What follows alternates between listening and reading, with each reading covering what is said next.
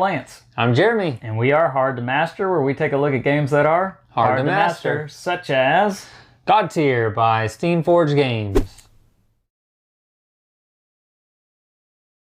This is a skirmish game in which you are taking on the role of champions who are gods, or battling over the essence They're of champions, gods. and the Godtears are basically these objective hexes that have been left behind, and you're trying to claim those as your character. Claiming those will get you more points on this battle track, because every time you claim it, you're going to gain 1 step on the battle track. If you have control, because the banner is on that Godtear hex, that objective hex, at the end of there's 2 phases. Let me just start there. Sorry, let me start there.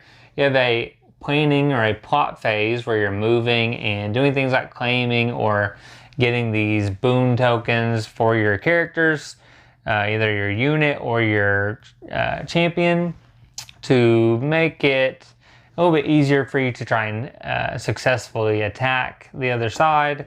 And then there's a clash phase where this fighting will happen. And at the end of that clash phase, if your banner is still on an objective hex, then you gain 5 steps on that track. Whereas taking out enemy units is 1 or 2, depending on size. And then if you take out a champion or knock them down, essentially, then you'll move up, I believe, 4 spaces. So basically doing a lot of different things in this skirmish game other than just having control to move up this battle track to essentially gain round points, which ultimately trying to get to 5 round points.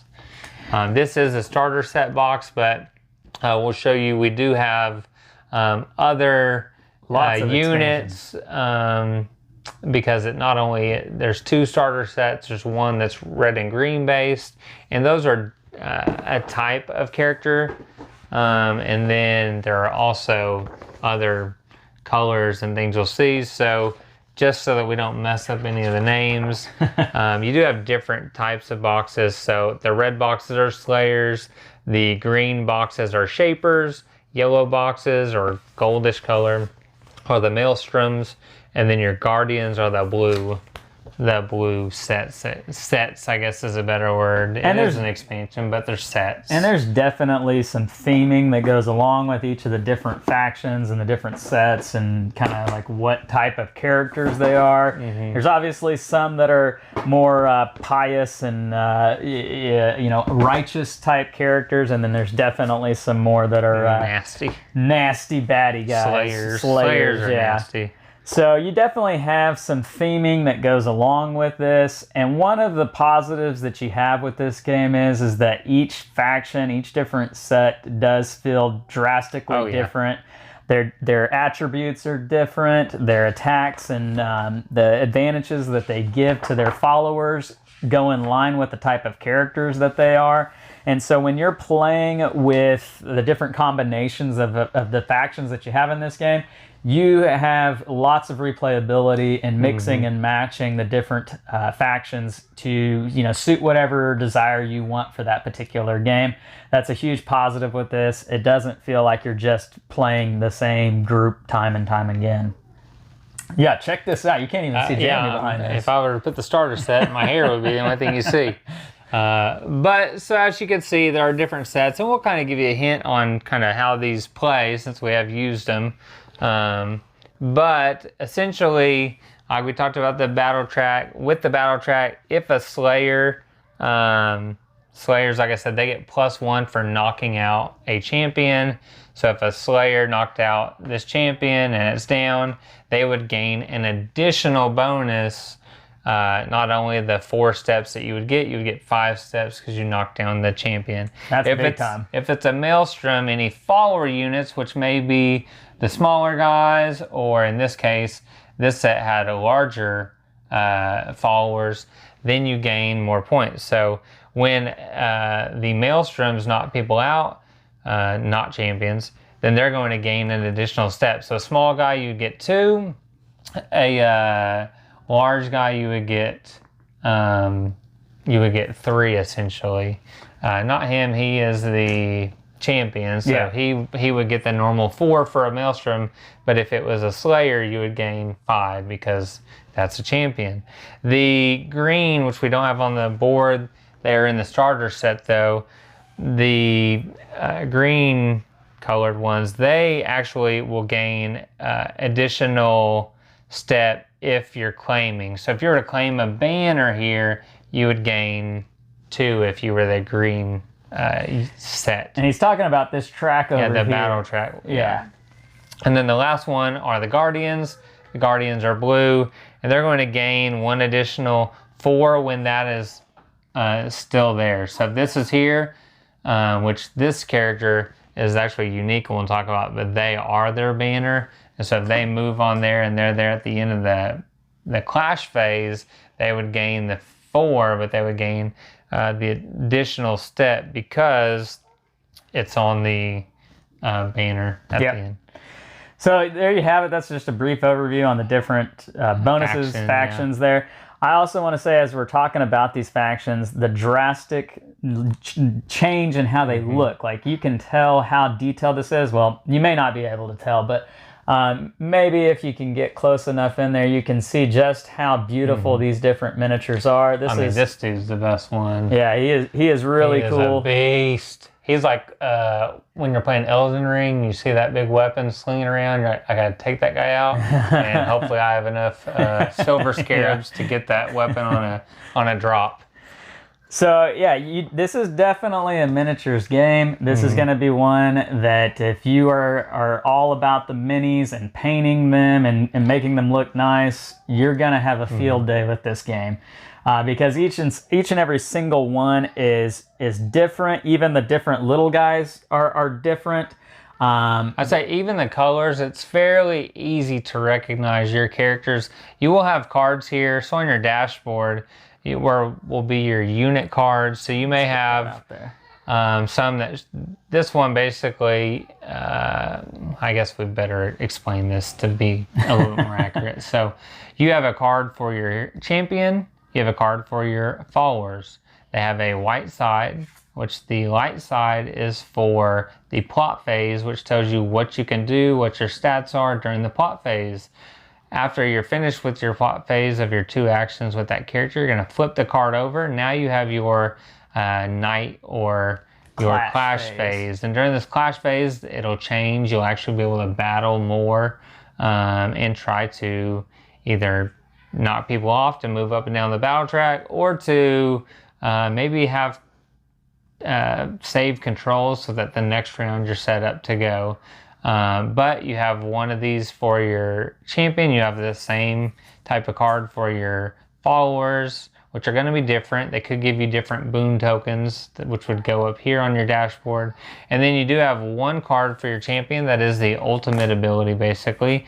You can only do it once. So for instance, this character, Caitlyn, she will let you actually move her up to 1 hex, and then, it's going to be hard to see, but you'll see this star right here. This shows you the ability, and you want to read these very carefully, because unlike other icons and tell you exactly who they're targeting and stuff, this one tells you in the rulebook to read the whole thing. But by moving this character, I can move it up to 1 hex. Say it was here, I move up to 1 hex next to it, and then I can choose an enemy within range to gain wounds until it is knocked out.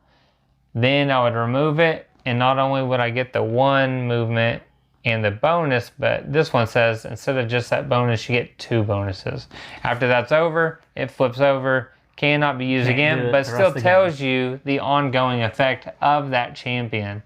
One thing that we do want to tell you is that with this game, we've found that you do have to kind of use a lot of interpretation of the ruling, especially on the cards, and kind of figure a lot of it out as you go. Both of our probably biggest problem with the game was that the rulebook was a little hard to follow. It's not super clear. It does tell you on the back kind of like a overall overview, but a lot of it, you'll keep flipping back and forth, and we both just wish that the rule book was a little bit better. That's more streamlined and straight to the point. That and then with the individualized sets that you'll get, that maybe there was a little, maybe an accordion folded pamphlet that just maybe gave some explanation or a little bit more detail of what some of the abilities do. Because again, and to an extent, I think it's fine to have some interpretation in how you play, as long as you and the other person are on agreement and understand that and play.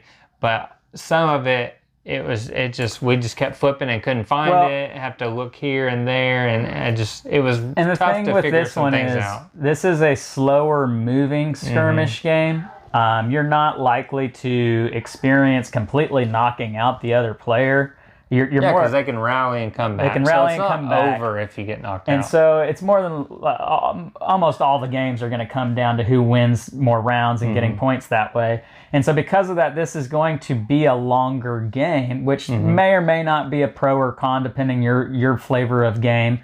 But with the fact that the rules aren't so super clear, that does make it slower and longer. And so that can kind of muddy your first couple of experiences with this game. Yeah, I mean, the box says 45 to 60, but the starter set is just 1-on-1. That is a recommendation with the base game, because there are different scenarios, just like a lot of area control or scenario-based skirmish games and stuff. So, like the first one we had done, had you, at the end of the round, whoever's did not win that round is going to place more hexes on the board.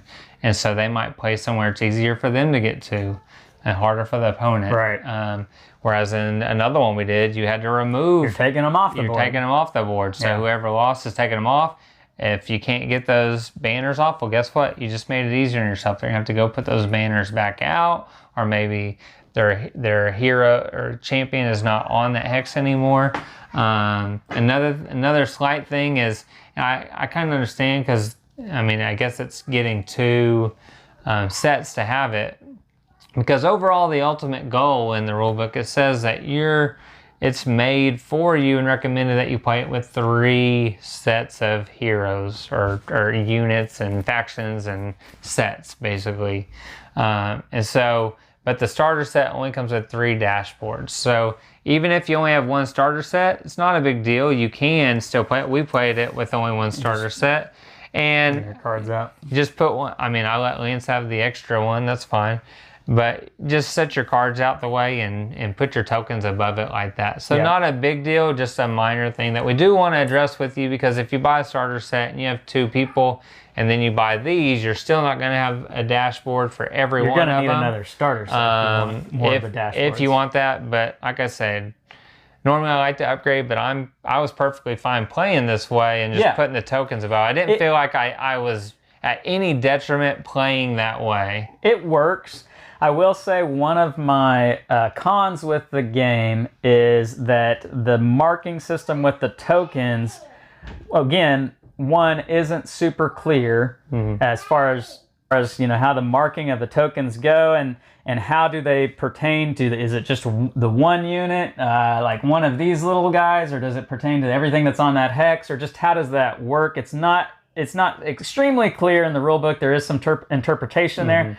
I would have appreciated, you can see the dashboard here again. It's got just this one area that is for this one character. Here's the follower. It's just got this one area. I would have appreciated maybe some splitting this box up into different sections, or just a way to kind of differentiate between, does it apply to these guys here, or does it apply to these guys here? Is it all the same? Are they all connected? Or even the wounds. I mean, when you have 2 large characters. Wounds as well, yeah. I mean, I just put, it on one and then use the space next to it. Like I said, I think you can.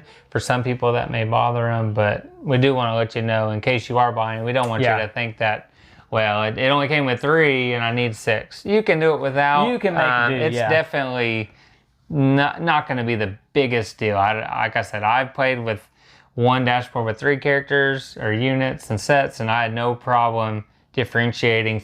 All you're doing is flipping those cards over and putting the token above the card that you're using. So not a big deal. You can make it work.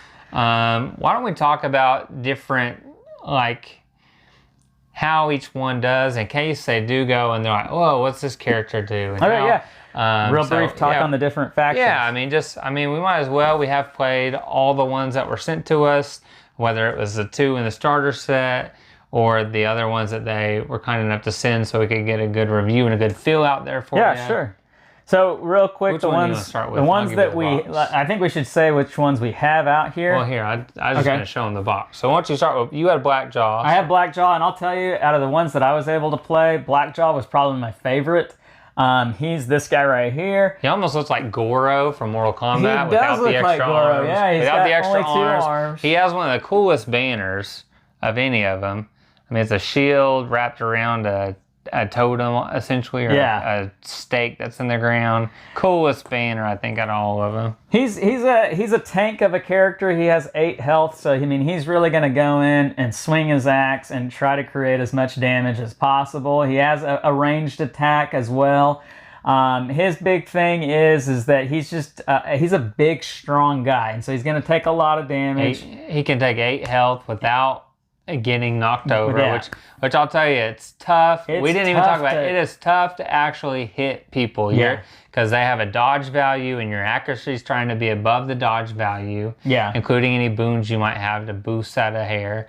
And then you have an attack value, which gives you your attack dice, which has to be above their shield value, but then you have to look at their health value. So there are things to look at. I will tell you though, if you're someone that's like, I don't want an easy skirmish game to just knock people out and have the board change so much, this might be for you because the board does not change a drastic amount in those 2 phases. I mean, you're lucky to take off 1 or 2 guys this is in more a phase. Of a tactical, I make a little change here, and then the other player's going to make a little change there, and now I'm going to make a little change here. It's small little changes that build up to ultimately make a bigger change. And Blackjaw's bonus was he got to attack multiple people at once, and if he hit on it, then he got to do a bonus action. Attack. So it was, I mean, from a standpoint, he was doing some major damage over here for my dudes. He's going to cause a lot of disruption to get there in the beginning. Yeah, for sure. And it's good to point out that in this game, we'll just set him over there. In this game, the conflict increases as you go. So round 1, we haven't even hit on. Round 1, the winner of that round is only going to get 1 point. Again, you're trying to get 5 of these points. Round 2, you're only going to get 2 points. That's 3. The battle is not over because guess what? Round 3, you get 3 points. You just tied it up. And then you go to round 4, and if you can win round 4 and you have 3, it's a 3-3 split like that, which isn't always going to be the case, then you've got 5 points. The game is over because it's 2 more. 3 plus 2 is 5.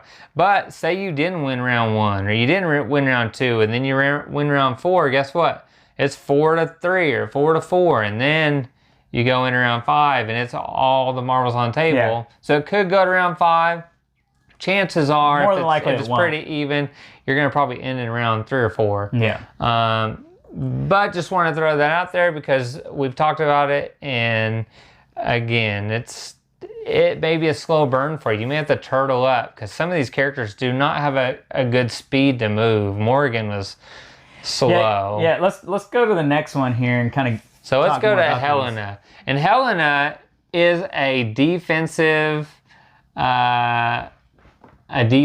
character all the way. Her units are going to be rallied peasants, and so they can come out there and heal her, or they might be able to get tokens, but they initially start with 0 battle dice.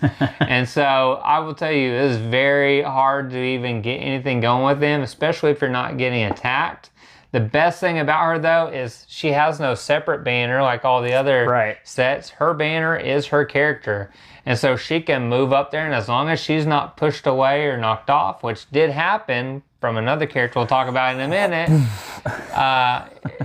that she's going to help get you those claim points at the end of the phase if you are using her correct. So I will tell you, I've used her myself in the game, and I will tell you, it is hard to use as far as if you're getting attacked and you're not going to get much attack going. You can take off followers with her, but if you're not using her to just try to get an extra claim, you're not using her probably correctly or very well. That's her strong suit. Yeah. But she also has 6 followers, so these dudes and They might be maybe weak, ladies, but they're plentiful.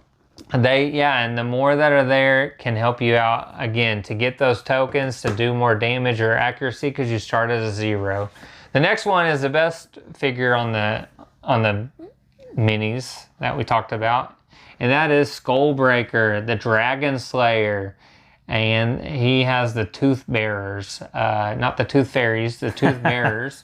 But I'm telling you, the Dragon Slayer, that's like, I mean, that weapon is a straight Souls game weapon right there. You would get that from somebody. Pretty devastating with that weapon. That is a foot, too. It's a dragon's foot. I mean, it is totally fearsome. And it does a lot of damage when you're able to hit with it. The problem is that he's extremely slow, and he has to kind of build up that weapon. And when you hit with it, he hits hard and far. You better connect, because if you miss, then he's going to take. Well, even if you hit, he's going to be super slow for his next movement because you gain. He's vulnerable. He's ready. Yeah, he's very vulnerable. Could be hit. So he is swinging for the fences, and you better connect. But if you do connect, you're doing some damage. Well, plus the good news is he gets 8 health as well. So, I mean, the odds of knocking him out, I mean, he does have...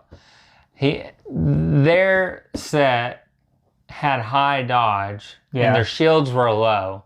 So you have to hit a high dodge number before you can even attempt to break that shield.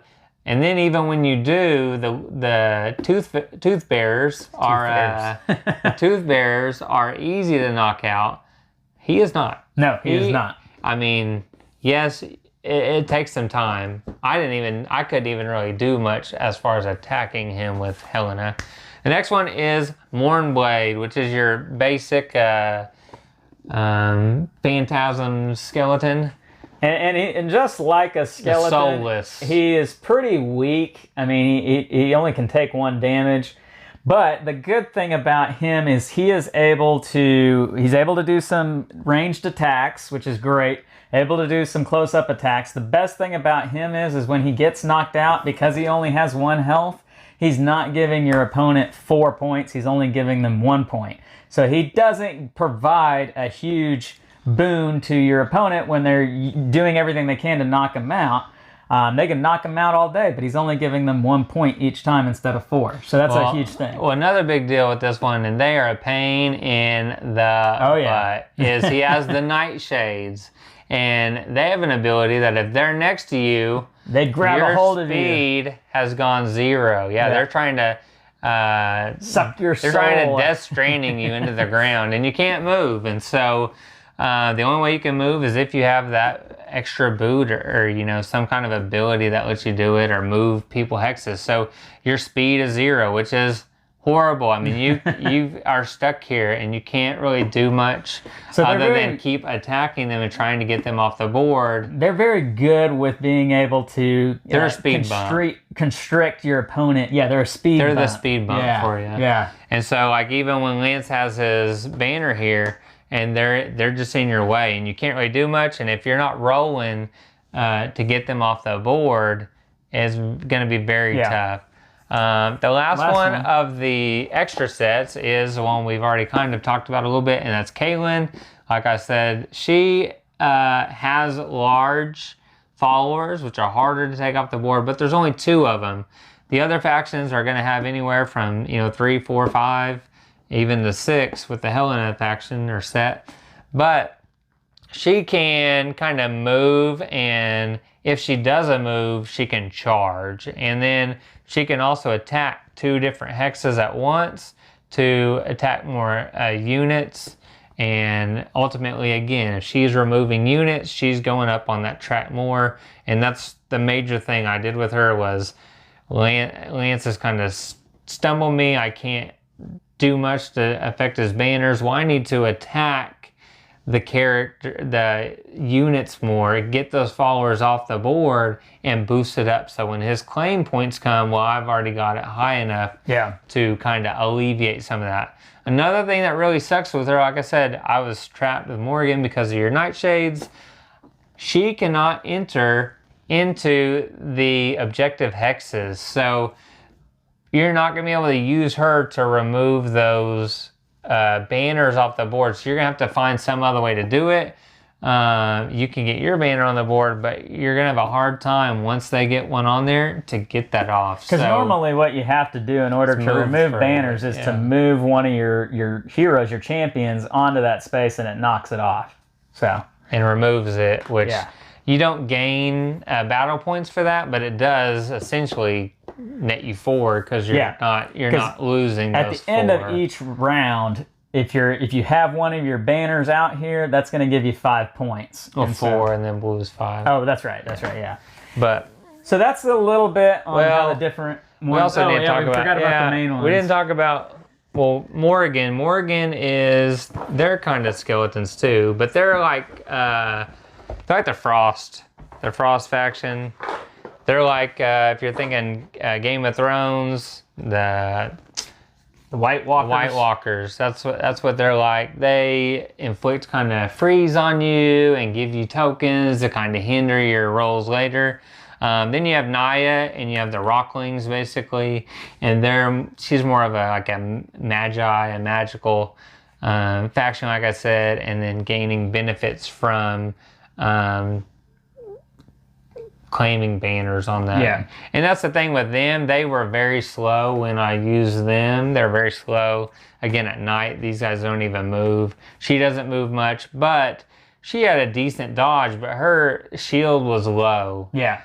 So she's swifty, but if she gets hit, she's probably going to go down.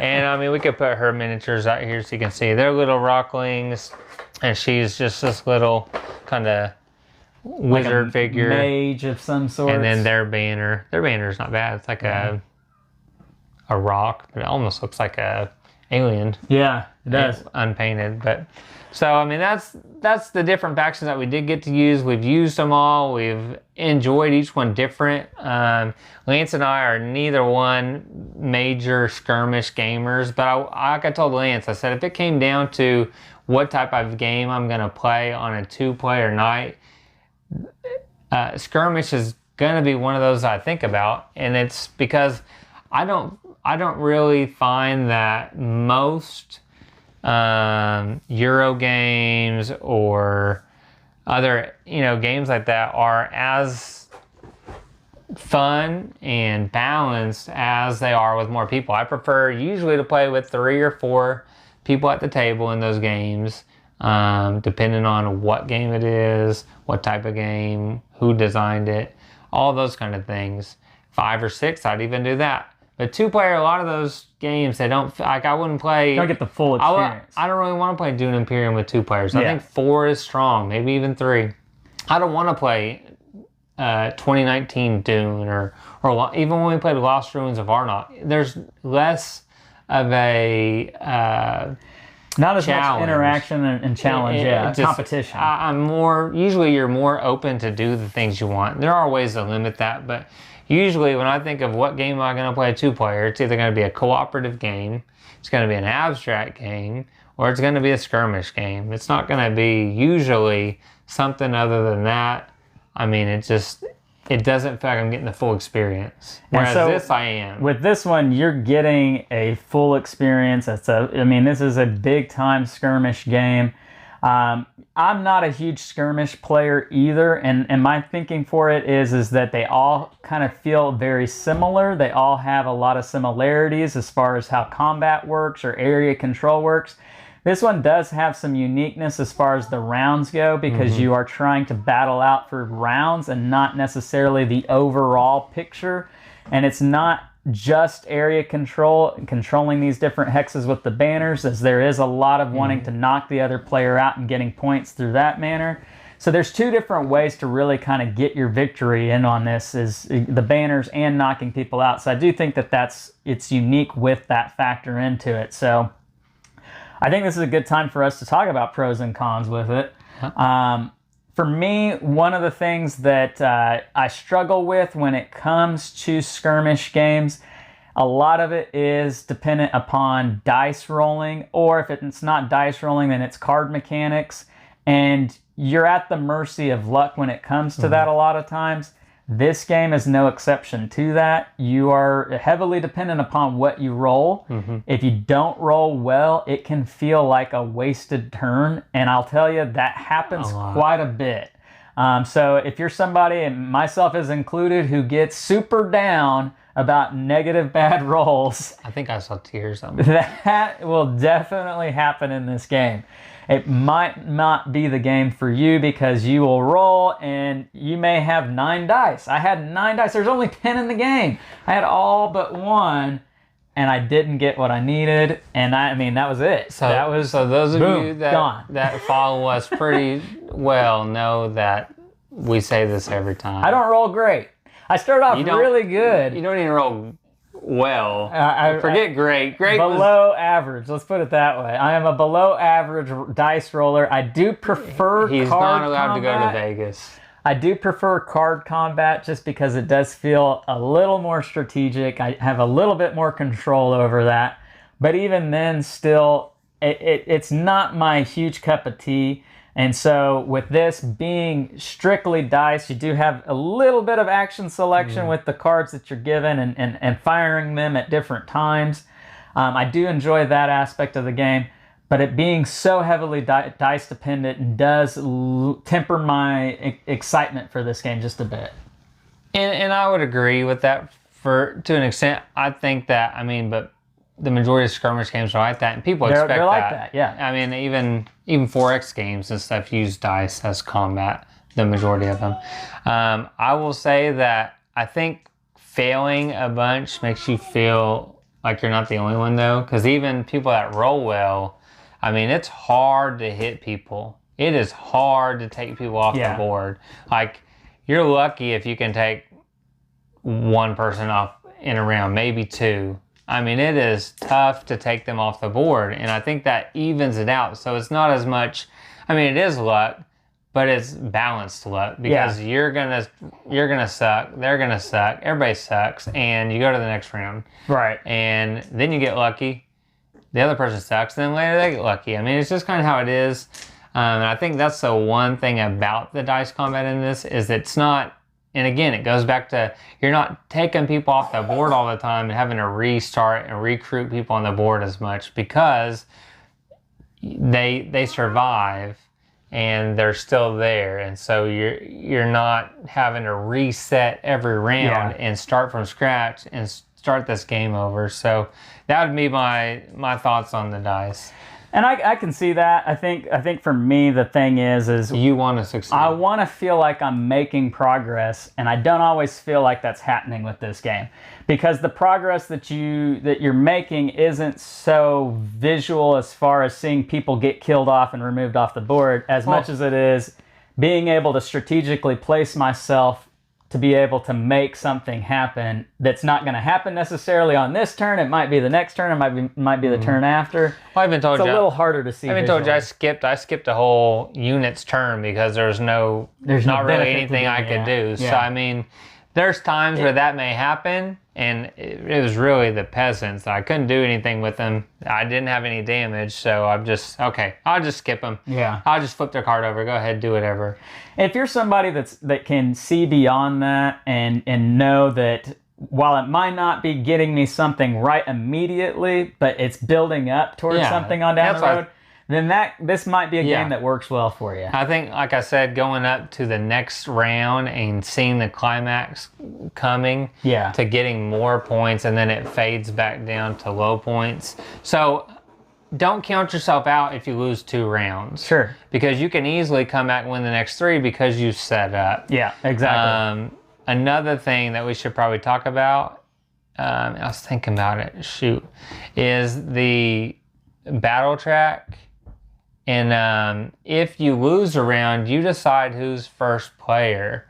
So that is big, because if you found that you wanted to be first, knowing they're going to get to go at the very end, but you wanted to attack some stuff and do that before they can set up, you can do that. And essentially, if you were last round and you lost a round and you choose to be first, you had 2 turns back to back. And so that, I think, is a little bit different because most skirmish games that I know of, you go back and forth, and it doesn't necessarily let the person in last place. There's a couple catch-up mechanisms in it, like I said, that, and then being the person to dictate what changes as far as the objective and how that can, so if you lose, you get to decide who's first, you get to fix a board, and if you fix the board and then you go first, guess what? You've set yourself up to try and make a comeback. Yeah. And I think that's a difference in this that needs to stand out a little bit when we're doing this review. Is it is your normal skirmish, but it's not. It's got the skirmish things that you're used to with the dice, moving people a hex or two, or this distance, attacking, trying to get control. But there are differences that I haven't seen in games as far as clan phase, clash phase, flip the card. Now you can only do this or you can do that, and then the way to move up the battle track, not necessarily just by controlling an objective, but working towards that objective and doing the battle that you would expect in a skirmish game. And then go ahead. Oh, I was just going to say, and this battle track resets every round. And so if you get completely demolished in a round, it resets back. And so you're right back into it, and you have the opportunity to make things happen to win the next round. So like Jeremy said, you might lose the first 2 rounds, but it doesn't mean that you're completely out. It's kind of like a match of tennis. Mm-hmm. You might lose the first 2 sets, and then you could still win the next 3 and come back for the win. Exactly. That can happen in this game, and I do appreciate that. For that, you have to be in for the long haul with it.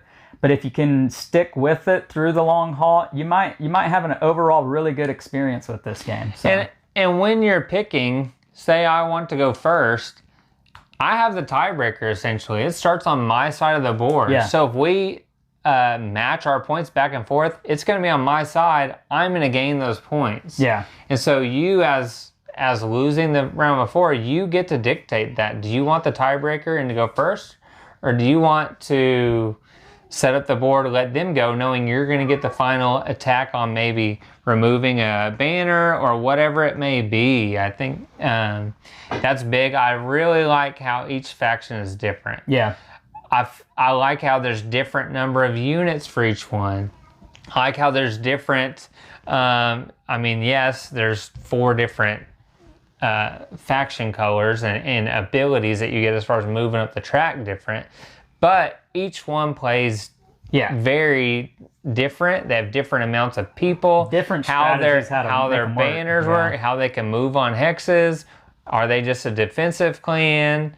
I mean, there's just so much variability in each one. Yes, granted, you would buy multiple sets if you wanted to, but usually skirmish gamers or even people that get a starter set don't get just a starter set. There's a second starter set. More, completionists. You could get the first starter set, the second starter set, which is going to have a blue and a yellow group. You're going to have the extra, and then you can switch it up. Now, we have played the individual 1 versus 1. And I would recommend doing more first. Than that. Yeah. But I wouldn't say stop there. I know it says go to 3. If you're going to 3, you need to expect like a 3-hour, 2.5, 3-hour skirmish game. It's going to be quite long. And it's going to be pretty back and forth. It's like I say, probably going to go to the 4th or 5th round usually. So just plan for a long skirmish interaction. Go ahead, paint it up. It'll make your experience much better, I'm sure. But I think even having 2 is nice. With 3, when we battle with 3 right here, you can see this scenario had set up with 3 in the middle, 3 areas of objective hexes to start. And as you move, you're going to set up in these first 2 rows, and you're going to advance to those areas. I mean, getting those objective hexes claimed with your banner is important, and keeping that is even more important. But it's kind of a head-to-head. You can see how we've kind of moved around the board a little bit, but initially you're going pretty straightforward for the most part.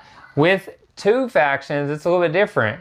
Now, if it's set up like this with 3 zones, I have choices to make. Mm-hmm. Do I move over and try to take control of this one and maybe they go the same way on the other side, or maybe they come to this one and then we both have control of one, and then everybody clashes duking it out for the You middle, have yeah. to choose. There's more choice in how you want to try and control the board with that.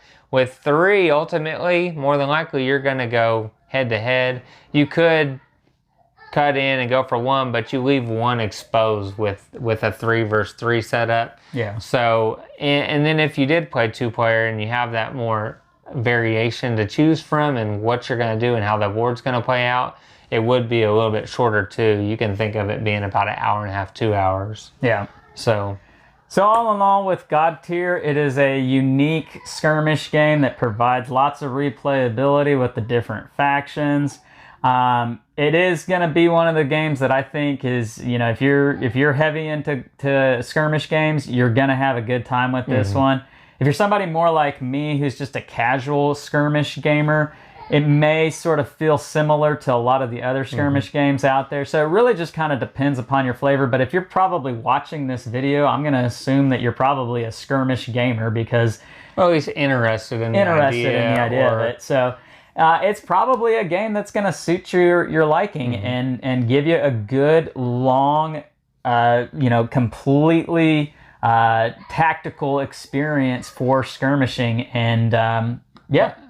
But we will say, definitely, you're going to be on BGG, you're going to want to look at this. And I can tell you, I've read the Horizon rulebook and some other Steamforge game rulebooks. And this one just not to the same level as far as in-depth explanation. Straightforward. And so just know that you're either going to be looking things up, asking questions on BGG or in a forum maybe, or you're just going to have to figure that out with the person you're playing against and just come to an agreement on what that rule needs to be or how you all clarify.